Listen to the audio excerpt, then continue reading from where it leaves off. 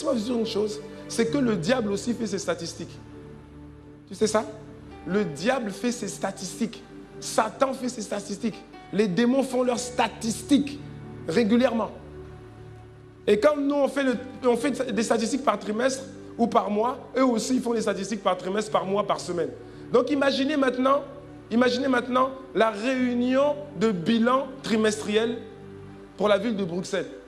Le conseil des ténèbres, les démons supérieurs, les démons statisticiens, les démons mathématiciens, les démons des chiffres.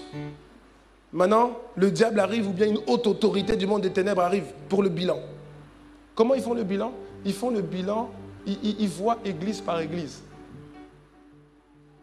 Je n'ai pas le temps de t'expliquer ça. Ils travaillent église par église. Ils savent, ils ont des dossiers sur toutes les églises. Le royaume des ténèbres a des dossiers sur toutes les églises. Toutes les églises. Toutes les églises. Quelle que soit la taille, il a les dossiers. Ils ont les dossiers, voilà quel est le travail qui est fait. Le travail qui est fait par les infiltrés. Le travail qui est fait dans le monde occulte pour bloquer l'église. Et ils ont les statistiques. Telle église. Bon, quel est le bilan? Bon, ben, ils sont là depuis combien de temps? 20 ans. Combien d'effectifs? 20. Ah, très bien. Et comment ça se passe? Il y a des guérisons? Aucune. Ah, très bien. Quoi d'autre? Ils ont une dynamique. Ils essaient de lancer une dynamique, étouffer cette dynamique. Ok.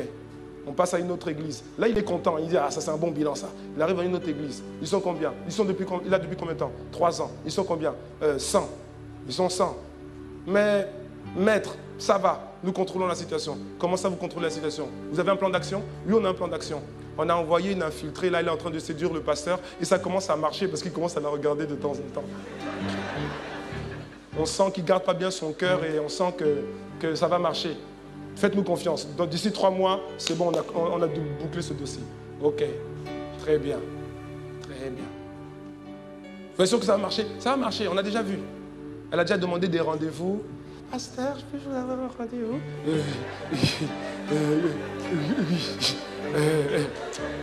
Maître, on sait que ça va marcher. Maintenant, on passe à une autre église. Impact Centre Chrétien à Bruxelles. Là, il commence à avoir des mots de tête. Aïe, makara, bababasada, aïe, carré,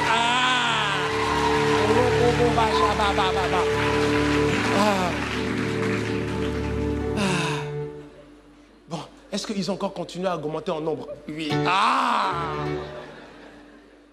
Mais tous les plans que vous avez, il n'y avait pas un plan pour envoyer une sœur pour aller séduire le pasteur. Ah, on envoie déjà 10, ça ne marche pas. Bon, il n'y a pas... Alléluia. Frère, je vous ai dit une fois ici, j'ai fait un pacte avec Dieu. Le psalmiste a dit, Seigneur, ne me laisse pas pécher contre toi. Ne me laisse pas pécher contre toi. C'est une des 10 clés pratiques dont j'avais parlé à l'époque pour crucifier la chair. Ne me laisse pas pécher contre toi. Ça veut dire quoi? Le psalmiste a remis les clés à Dieu. Il a dit, Seigneur, il y a tellement de choses, tellement de péchés, tellement de tentations. Ne me laisse pas pécher contre toi. Je te remets les clés, tu fais comme tu veux. S'il faut me blesser, blesse-moi. S'il faut me bloquer, bloque-moi. S'il faut me rendre malade, rends-moi malade. Mais ne me laisse pas pécher contre toi. Et moi, j'ai fait un pacte avec Dieu. Ah, j'ai fait un pacte avec Dieu. Il y a tellement de péchés. Mais il y a un péché là. Ah, l'apôtre Paul dit, il dit, tout péché que vous commettez est hors du corps, sauf l'impudicité. Oui, la fornication, l'impudicité. Ce péché-là, il attaque, il fait plus de dégâts que tout. Il dit, Seigneur, je ne suis qu'un homme. Je ne suis rien. Je n'ai pas, ma force, c'est toi. Tu es ma force. Alléluia. C'est toi. Ne me laisse pas pécher contre toi. Je remets, et ça c'est une alliance que je fais avec Dieu, et je renouvelle ça régulièrement. Oui, oui, par tacite reconduction. Je renouvelle. Je dis, Seigneur, si je dois me lever un jour, un matin, si je dois me lever un jour et me coucher le soir en ayant commis ça, alors Seigneur, tue-moi avant. Je dis, Seigneur, et je suis sincère quand je dis ça, et je suis sérieux, je dis, Seigneur, tue-moi avant. Je te remets tout. Je te remets tout. Tue-moi avant. Ne me laisse pas pécher comme ça. Tue-moi avant. Et comme Dieu est fidèle, parce que Dieu est fidèle, hein, tu sais pourquoi cette clé-là, elle est puissante? Elle est puissante sur une base, la base de la fidélité de Dieu. Ouais, parce que Dieu est fidèle. Jean a vu, il a vu sur Jésus, il a vu marqué fidèle et véritable. Dieu est fidèle. C'est-à-dire que, tu vois, quand quelqu'un pêche, quand quelqu'un tombe, personne ne tombe comme ça d'un coup. Non, non, non, non, non. Quand quelqu'un tombe, il glisse d'abord. Je ne vais pas te réexpliquer ça, j'avais déjà expliqué ça. Quand quelqu'un tombe, il glisse d'abord. Personne ne peut tomber d'un coup. Tu peux tomber d'un coup par terre comme ça en marchant, en trébuchant, mais tu peux pas, le péché, tu ne peux pas tomber d'un coup. Tu as glissé d'abord. Oui, oui, tu as glissé d'abord. Donc moi, j'ai fait une alliance avec Dieu. J'ai dit, Seigneur, ne me laisse pas pécher contre toi. Pas ça. Tue-moi avant. Maintenant, tu vois, tout le monde est attaqué dans les pensées, hein, t'inquiète pas. Hein. Tout le monde, hein. Maintenant, si les pensées commencent à frapper trop fort, et que je vais ouvrir la porte pour dire, mais c'est quoi? C'est quoi? Ouvre la porte. Je me rappelle que, hey, tu as fait un pacte avec Dieu, il va te tuer. Tu vois? Donc, tu vois, non? Je referme tout de suite. Parce que je suis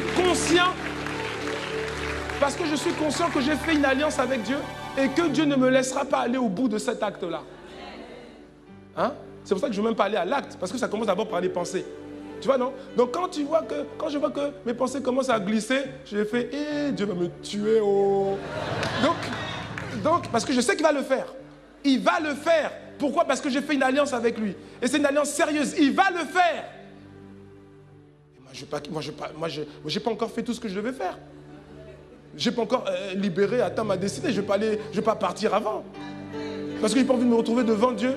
Et puis il me montre la liste de tout ce que je devais faire que je n'ai pas fait. Moi, je ne vais pas mourir avant l'heure. Donc, je ne vais pas glisser pour aller tomber. Ah non, non, non. Ah non, tu sais, tu dois reconnaître que tu n'es pas fort. C'est lui qui est fort, c'est lui qui est la force. Amen. Donc, tu dois crucifier la chair. Et il y a plusieurs moyens de le faire. Voilà, ça c'est puissant, ça c'est une alliance, mon ami, c'est une alliance. Voilà. Donc, si une sœur vient me dire, oh pasteur, vous êtes particulièrement élégant. Hein? Je dis, je sais, ma femme me l'a dit ce matin.